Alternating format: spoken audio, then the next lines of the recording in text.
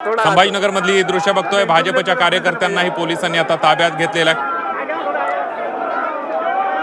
काँग्रेस कार्यालयाबाहेर आंदोलन करणाऱ्या भाजपच्या कार्यकर्त्यांना आणि नेत्यांना पोलिसांनी आता ताब्यात घेतले। आपण बघतोय अतुल सावे यांच्या नेतृत्वात हे आंदोलन करण्यात आलं होतं, तर दुसरीकडे काँग्रेस कार्यकर्तेही प्रचंड आक्रमक झाल्याचं पाहायला मिळालं। काँग्रेसच्या कार्यकर्त्यांनी जोरदार घोषणाबाजी करत भाजपच्या केंद्रीय नेतृत्वावर जोरदार हल्लाबोल केलेला आहे। लोकसभेचे विरोधी पक्षनेते राहुल गांधी यांनी आक्रमक आंदोलन करत काल सरकारला धारेवर धरल्याचं पाहायला मिळालं आणि त्यामुळेच भाजपनं हे राहुल गांधी यांच्या विरोधात आंदोलन केल्याचं पाहायला मिळतंय।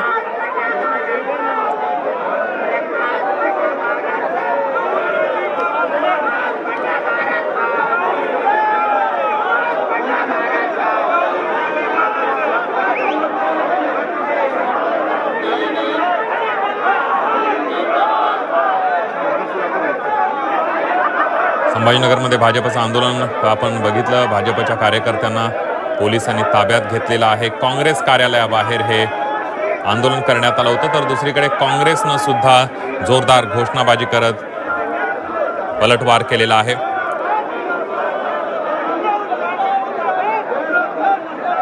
काँग्रेसकडून राज्यभरामध्ये आंदोलन करण्यात येत आहे, तर संभाजीनगरमध्ये काँग्रेस कार्यालयाच्या बाहेर भाजपनं आंदोलन केलेलं आहे।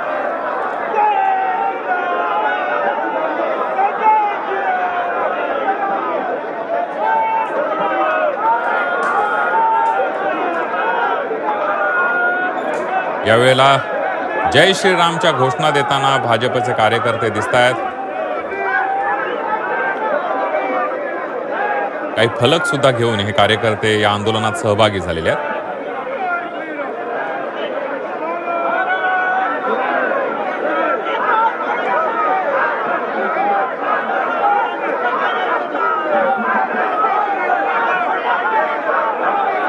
चंदू मामा वो दादा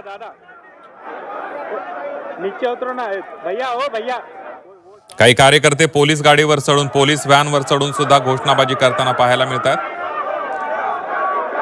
राहुल गांधी यांनी पंतप्रधान नरेंद्र मोदी यांच्या निवासस्थानाबाहेर काल आक्रमक आंदोलन केलं, धरणं आंदोलन केलं।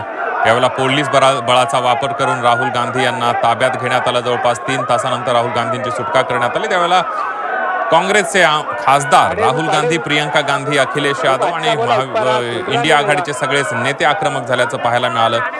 काल दिवसभर राहुल गांधी यांनी सरकार विरोधात आंदोलनाला प्रचंड धार चढवल्याचं पाहायला मिळालं होतं आणि त्यानंतर भाजपनं हे संभाजीनगरमध्ये राहुल गांधी यांच्या विरोधात आंदोलन केलेलं आहे।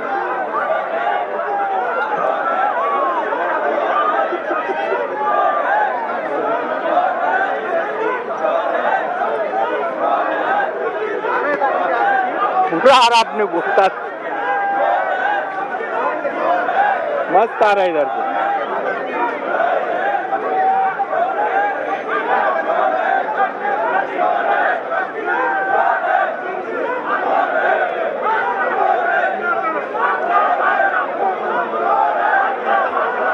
पुन्हा एकदा जाऊया छत्रपती संभाजीनगरला। विशाल करोळे आपले प्रतिनिधी आपल्या सोबत आहेत। विशाल, आपण बघतोय भाजपच्या कार्यकर्त्यांना पोलिसांनी ताब्यात घेतलंय आणि सोबतच काँग्रेसचे कार्यकर्ते आमने सामने आले होते। अखेर पोलिसांनी थोडा बळाचा वापर केला।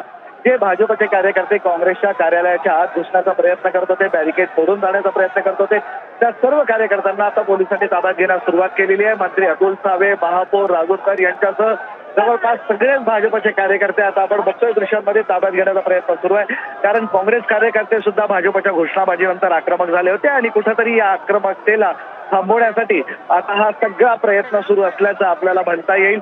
भाजपच्या जवळपास सर्व मोठ्या नेत्यांना, कार्यकर्त्यांना पोलिसांनी आता ताब्यात घेतलेलं आहे आणि काँग्रेसच्या कार्यकर्त्यांना सुद्धा शांत राहा अशा पद्धतीचं आवाहन करण्याचा प्रयत्न पोलिसांकडनं सुरू आहे।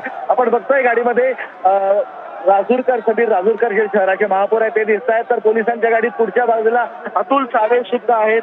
अतुल सावे हे माजी केंद्रीय मंत्री आहे आणि ते सुद्धा आता या ठिकाणी आहेत आणि आंदोलन करण्याचा त्यांचा प्रयत्न सुरू होता। आपण बघूया, बोलण्याचा प्रयत्न करूया। काय म्हणणं आहे सांगा मला, तुम्हालाही ताब्यात घेतलंय?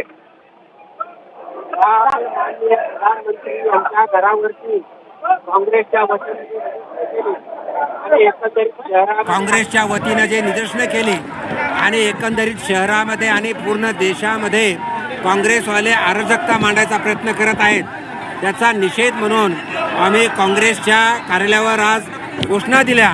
पोलिसांनी आता ताब्यात घेतलेलं आहे, पण एकंदरीत या काँग्रेस आणि विरोधी पक्षाचा आम्ही धिक्कार करतो, त्यांचा आम्ही निषेध करतो. या सर्व भाजपच्या कार्यकर्त्यांना ताब्यात घेतलाय. मात्र दुसरीकडे भाजपचे कार्यकर्ते पोलिसांच्या गाडीसमोर उभे आहेत आणि कुठल्याही परिस्थितीत पुढे जाऊ देणार नाही अशा पद्धतीची या सगळ्यांची भूमिका आहे आणि हीच भूमिका मांडण्याचा ही सगळे लोक प्रयत्न करत असल्याचं चित्र आपल्याला पाहायला मिळतंय. पोलिसांच्या गाडीसमोर भाजपचं हे अगदी ठिय्या आंदोलन पोलिसांच्या सुरू आहे. गाडीसमोर भाजपचे कार्यकर्ते आहेत. भाजपच्या काही नेत्यांना पोलिसांनी ताब्यात घेतलेल्या. विशाल, धन्यवाद दिलेल्या सविस्तर माहितीबद्दल.